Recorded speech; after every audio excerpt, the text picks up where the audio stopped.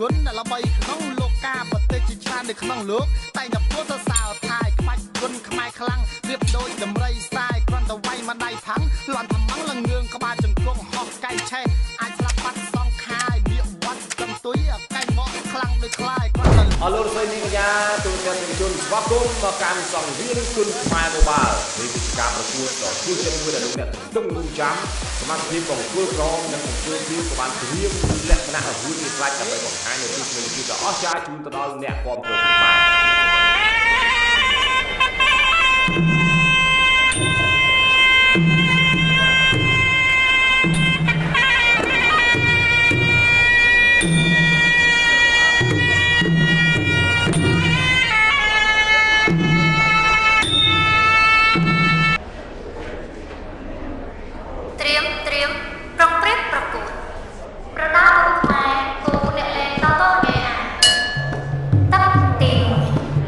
សង្វៀនគុណខ្មែរ Mobile ចាប់ផ្ដើមទឹកទី